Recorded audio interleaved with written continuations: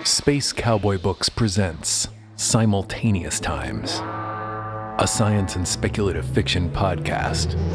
Short stories to stir the imagination by contemporary authors.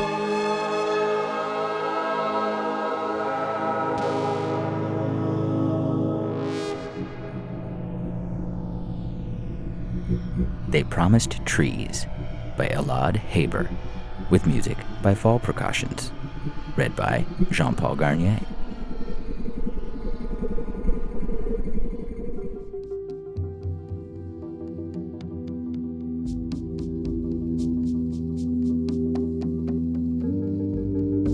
When the travelers came, they promised trees. All I've ever known is the barren and storm-ravaged landscape of my world. Thick dust and the gray hulks of trees, long dead. We built narrow homes of mud and stone. They watched in silent judgment when the travelers asked us to assemble. I stayed near the house I shared with my mother.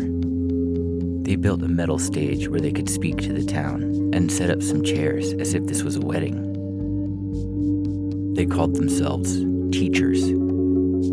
But we are not traditional educators, said their leader, a tall man with a bald head in a dark blue jumpsuit. We educate planets. We know what a planet needs to survive, and we can help it using technology.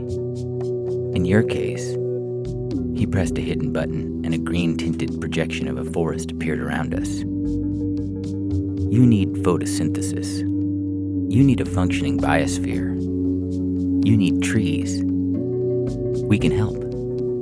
We can rewind the planet's history to remember a time when there was abundant life here.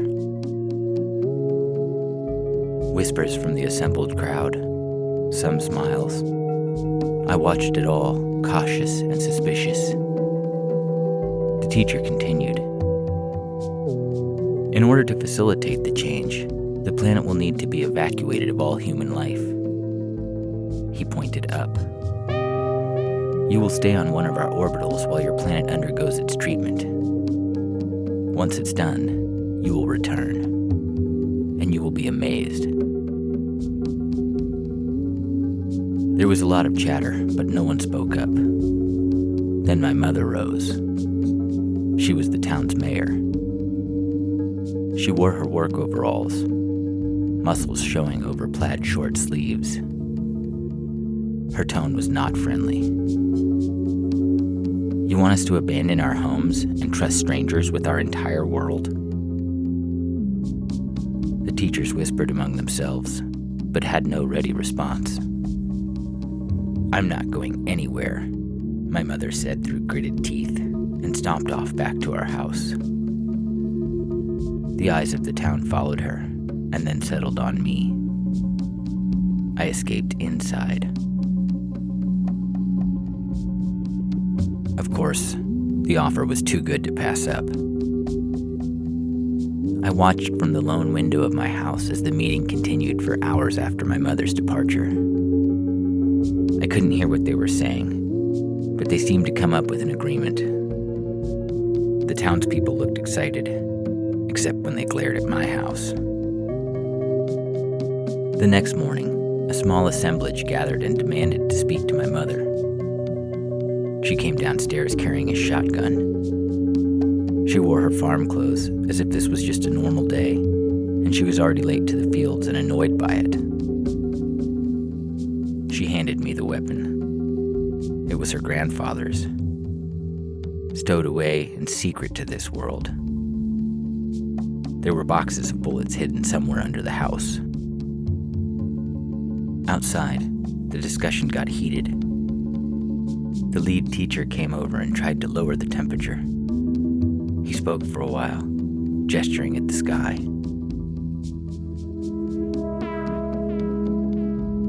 I had never been so uncomfortable in my life. The suit pressed in on me as if it was trying to squeeze every inch of my body.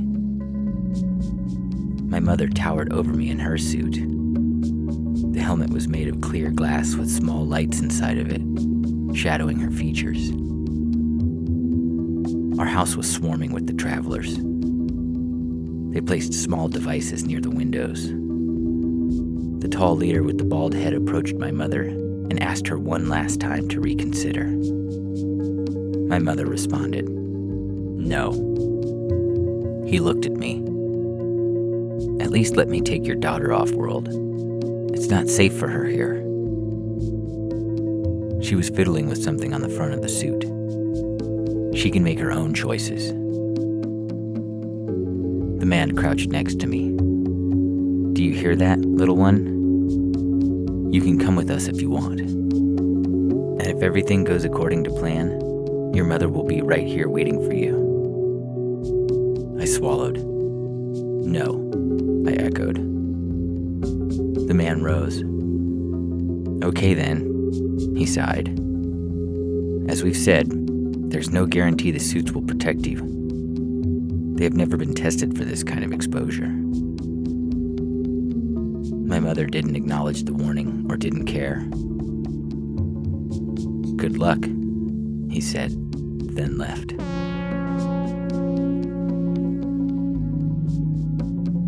Outside, a dust storm raged. The empty world around us screamed with roaring and whistling wind. I stared out the window as it started. The wind, blowing at the town with strong gales, paused for a moment and then began flowing backwards. Then it sped up, building momentum until the whole world became blurry. The dust-caked sky lightened, grew bright, and became a shocking, blinding blue. Brown trunks rose from the ground, topped with growing green canopies. "It's working," I shouted. I looked behind me for my mother. She was on the floor, clutching her metallic chest. I rushed over to her. The lights on her helmet were a sickening red. There was a hiss coming from her suit. She grabbed my hand and tried to say something, but the words were lost in her throat. I watched in horror as her body twisted and pulled at itself, contorting with the effects of time gone awry. I looked away. When I looked back, there was nothing in the suit but ash.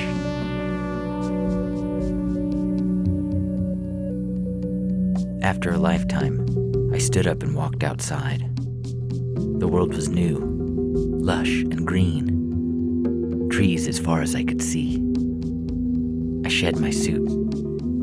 Even the air tasted different. The sun felt strange and hot on my bare skin. The townspeople were returned to the surface and the travelers left, their altruistic mission accomplished.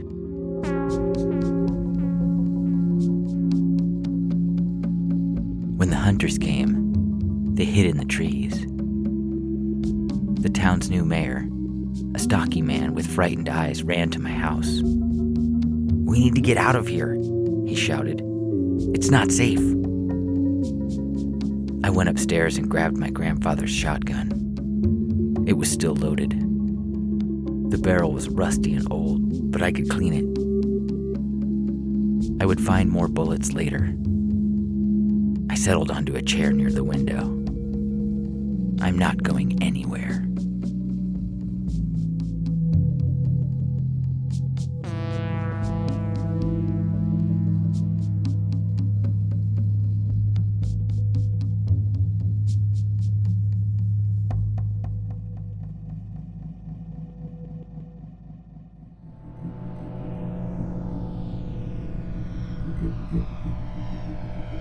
The Story That Never Was by Brent A. Harris, with music by Fog Machine, read by Jean-Paul Garnier.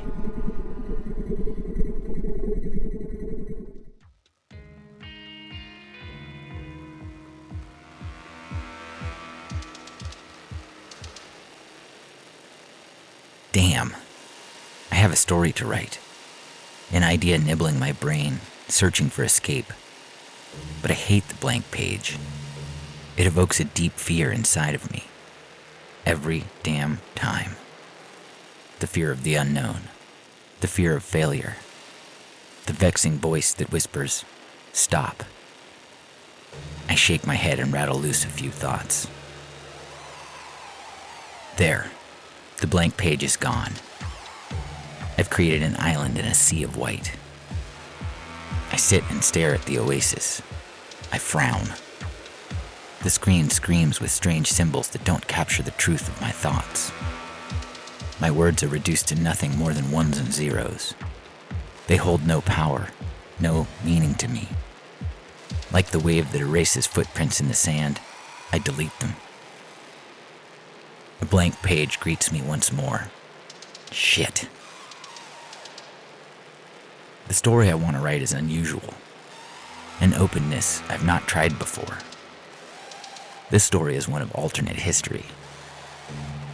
Change one thing in the past and a new future emerges. What I will change remains unknown. Some stories are discovered word by word. I sit and think, then peck at the keyboard. The words I write are safe from annihilation, for now. First things first, I need to lighten this dour tone. To do that, I will need some assistance. A voice breaks the silence. It asks, "Don't you need a plot first? An idea?" I look around. I'm alone except for my laptop, a cup of cold coffee, and a finger or two of Jim Beam. It's not unusual for me to be alone, nor is it unusual to hear words in the stillness of solitude. I'll decide the plot later, I answer the void.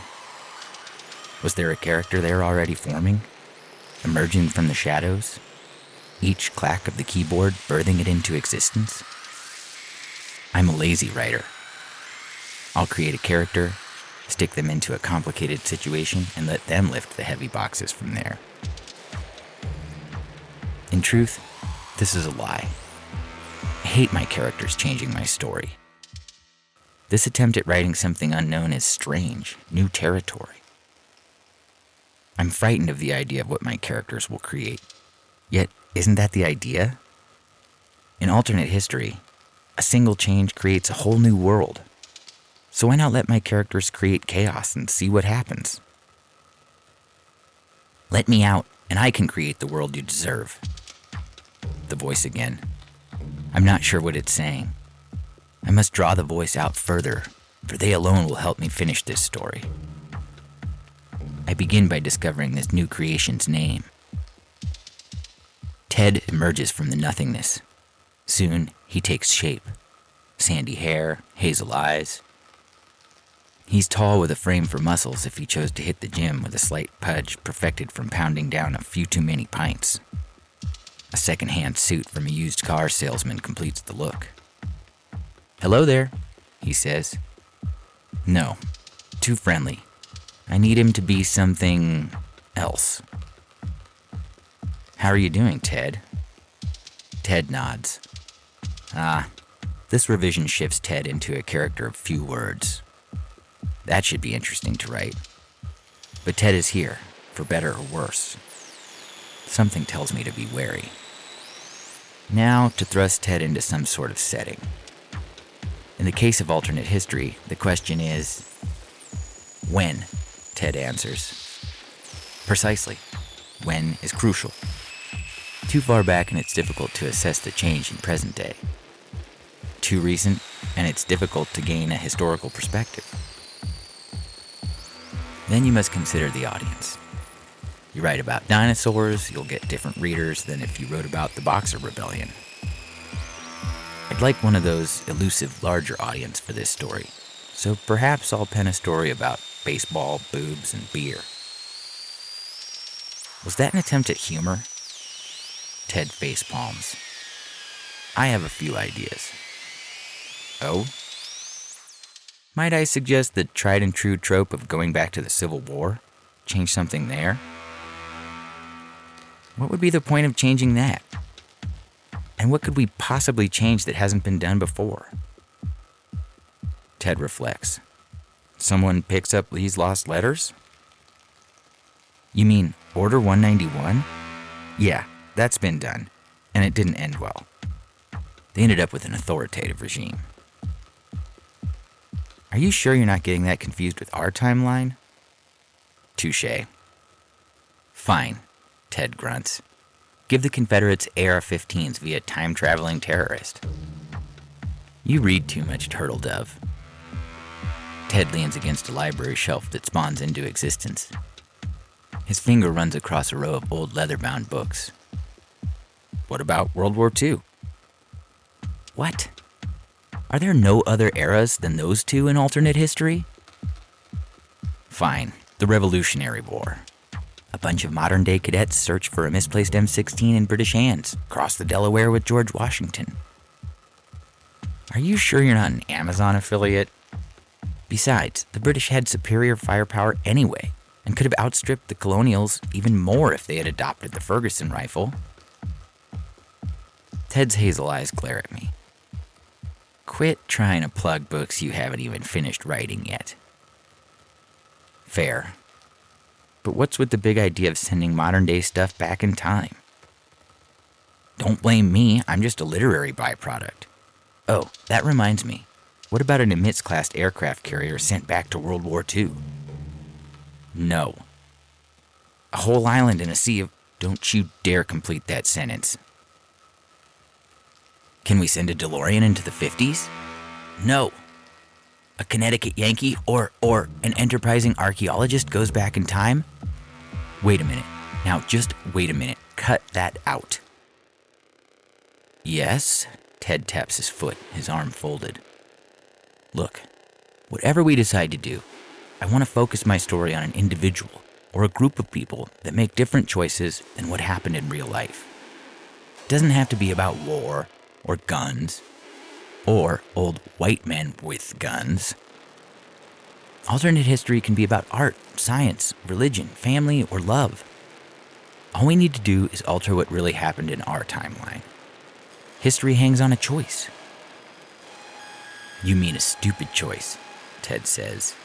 History is a string of stupidity. Well, that's a bit reductionist. And I don't think people are all that... Civilization sprang out of a farmer's field, fallowed for fermenting beer. History is basically one big bender. We stumble from one drunken decision to the next, with a few buzzed 3 a.m. booty calls thrown into the mix. As a writer in the genre, I'm surprised you possess a total lack of understanding of history. Thanks. I love it when my characters quote my own reviews to me. Stories don't exist without conflict. I'm here to fight people and make poor decisions. So what sort of stupid choice should I make? Ted asks. I have no idea. All I've done is fill up a blank page with words. I still haven't thought of an idea yet. Isn't that your job? Yeah, actually. This whole experience has given me an idea. Ted's golden eyes brighten. I'm gonna save your bacon. Grease.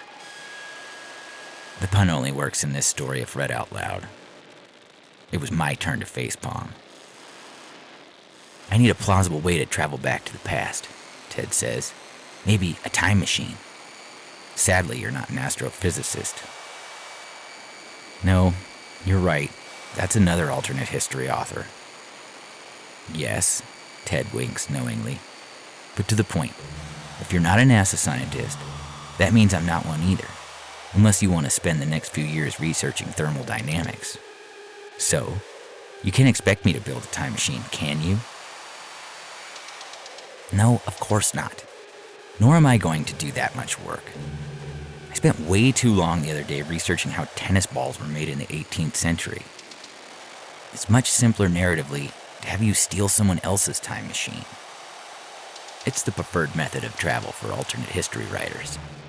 That way, we don't have to explain how it works, just that it does. It's there. And apparently, security is very lax. Well, at least it beats travel by magic rock. A time machine shimmers into existence. White, round, sleek, and way overpriced. As if it were designed and sold at an Apple store. Accessories not included. Okay, Ted, here you go, a time machine. We've got the character, the means, and now we just need to know the when, so you can go back. I know just where to go, and it's not Greece. Yes? You know, this is all a terrible, terrible idea. I can't believe you went through with writing it. But that's okay. I can fix it. Fix what? What's a terrible idea? Everything. The whole fourth wall shtick. The cheat of writing a story about writing a story. The shift in tone. The dumb jokes. I mean, it's just not good. I agree it might be a tad too meta. Maybe too on the nose, but it's fun, right? Don't worry. I'm gonna save you. I have an idea that will correct your drunken mistake. Hey, I've only had a finger's worth of whiskey. I look at the glass on the table. It's empty. So is the cheap bottle of Jim Beam beside it. Damn. Ted opens the door to the time machine and steps inside. Where do you think you're going? Get back here. With a whoosh, different enough from any other popular time machine to not get sued, the craft dissolves, disappearing into the void. Ted and the time machine are gone. Where did he go? A white light engulfs my writer's room, as if every LED light bulb inside burst with maximum brightness. My computer screen flickers. Damn. I've got a story to start, and a blank piece of paper in front of me. Let's give it a think. I wonder what to write. I gaze into the glowing void of the blank page.